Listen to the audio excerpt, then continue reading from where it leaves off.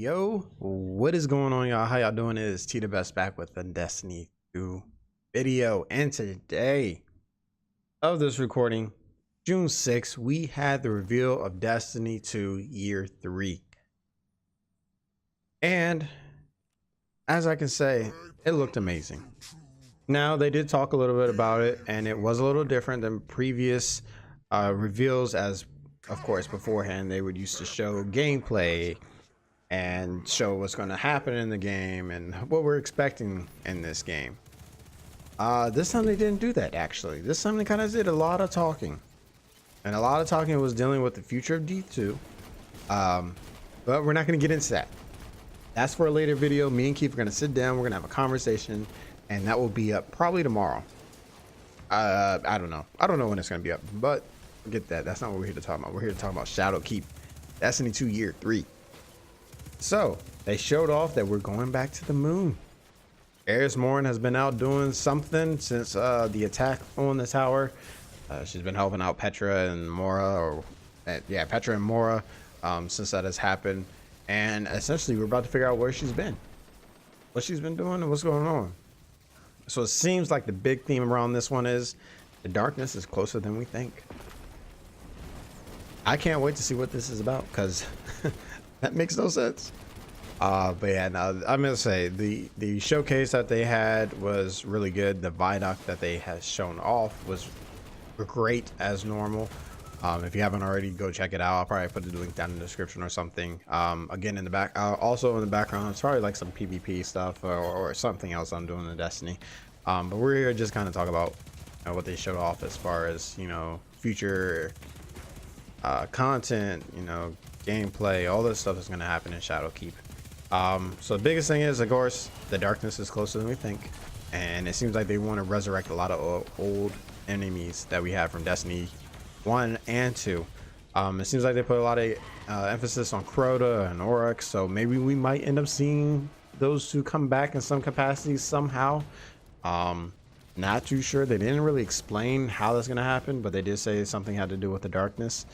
It looked like we saw a couple of new kind of enemies, or maybe not new enemies, but variants of enemies we already have between the Hive and the Fallen, which were the two factions that they kind of were more focused on, throughout Destiny 2. So far, we've been kind of focused on Cabal and Hive, but not necessarily Hive and the Fallen. So it should be interesting to see that. The moon has definitely been upscaled. I think Lou Smith came out and said that the moon is upscaled from Destiny 1. It's a lot bigger. They didn't exactly give size reference for it, but they did say it's a lot bigger than it was beforehand. So that should be interesting. Can't wait to see that. That's going to be interesting. I mean, especially that little red keep that's right there. I don't know. I might throw up like a picture that they showed us briefly of it. So that was dope. But yeah, it's Destiny 2 Year 3 thing starting to shape out a little bit better. We might get some more information during Year 3. If we do, best believe Keith and I will be covering that information and getting it out to y'all. But some more things they kind of talked about. Finishing moves. So each class is getting a new finishing move. Kinda dope. Not gonna lie. Whether it will be practical to use, I don't know. I guess we'll just have to wait and see until we're able to get actual gameplay of it. Of course, they showed off kind of footage of them, of what they have it as now. Again, that's subject to change by September 17th, which is the release date, by the way. But we'll see how that goes. Finishing moves are an interesting concept. I like it. Whether it'll be usable or viable, who knows? But who cares? They're finishing moves. As long as they're not like just straight boring ones, maybe they might have like kind of, I don't know, variants of everybody's finishing move. But right now there's very simple. Warlock is a push. The Hunter is like a little twirly thing and a knife thing, and that was pretty dope. And then like the Titan was like him punching. So essentially kind of all their little quirks that they already have about them was essentially their finishing move, that, or at least the basic finishing move that they showed off in the viaduct. So dope. Can't wait to see it. Looks amazing. Next up, armor. So it looks like they're embracing their MMO aspect. This is actually the very first time in the entirety of every interview that Destiny has done, or Bungie has done, but they come out and said that they are an MMO and they're going to embrace that. Amazing, and I can't wait to talk more about this. But again, like I said, this video is not about that yet. This video is just about Destiny 2 Year 3, but we will get back into that later on. So yeah, about the armor, the new armor UI looks really good. Hopefully I can grab a screenshot from the Vidoc and show you it on screen. It looked amazing, really clean, really slick, and they explained very briefly about it, but they didn't go into too much. Essentially every so if you have an armor piece that has unlocked this perk, if you go into a separate armor piece, you'll be able to go into it, select it for your current armor set, and it's there. They didn't explain how, they just said that you can do that. Again, that's subject to change. A lot of this stuff is subject to change before it comes out officially. Okay, so that was dope.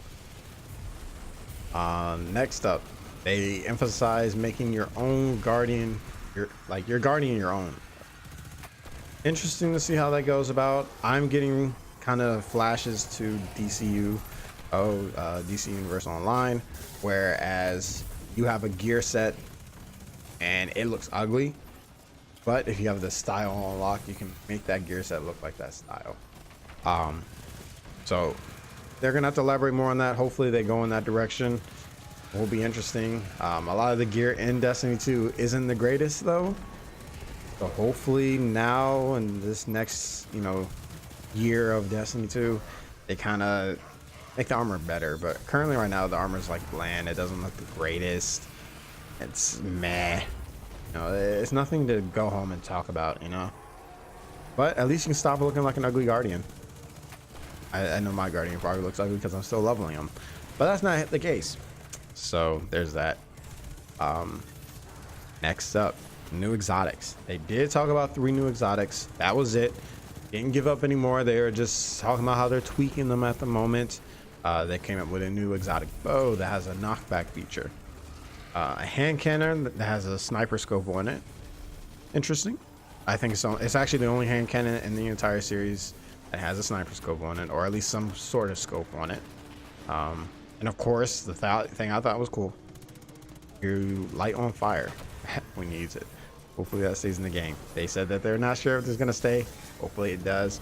Whoever out there at Bungie is listening to this, if you are, keep that feature. That was actually pretty dope. Good. That's like my stamp of approval right there. Keep it. And the last one was a trace rifle. Essentially this trace rifle applies a crit spot to your enemies. Not sure how that's gonna work. It will be interesting to see how it goes, but that's all they kind of said about it. It just applies a crit spot. So yeah, it looked like the Cold Heart. All trace rifles almost looking the same, but it looked exactly like the Cold Heart.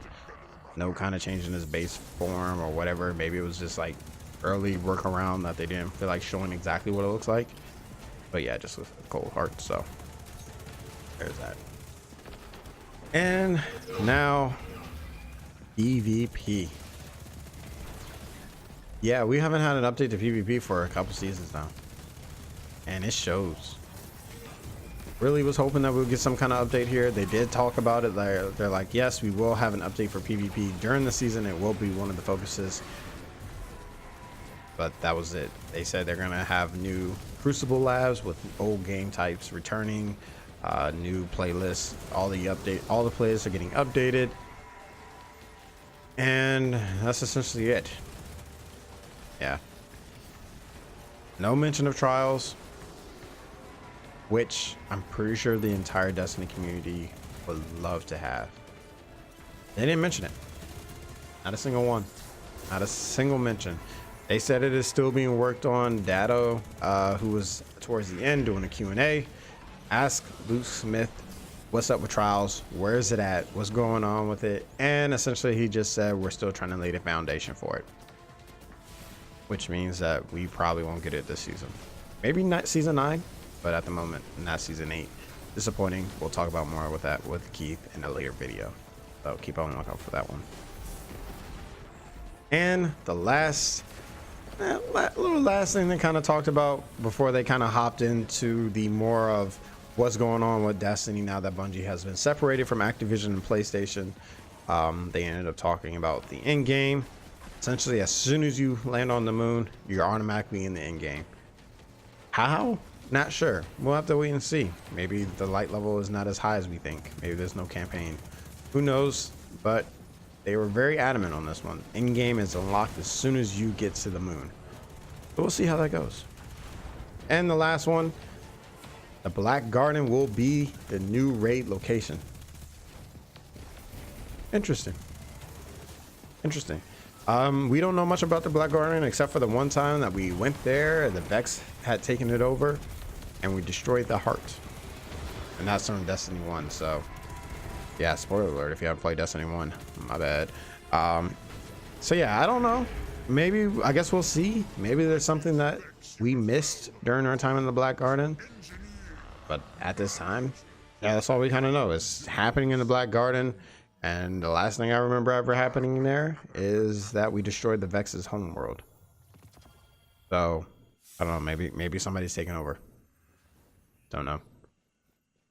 But that is it for this kind of talk about the Destiny 2 Year 3 and what they kind of have revealed so far as of June 6th for Shadowkeep. We'll probably get more information as E3 rolls around, maybe get some gameplay. You know, who else knows?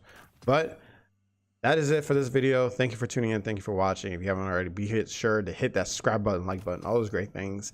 And be sure to stay tuned for the next video. Me and Keith are going to talk about what is going on with Destiny 2 and the new direction that it is going to now that they are not a part of Activision and PlayStation.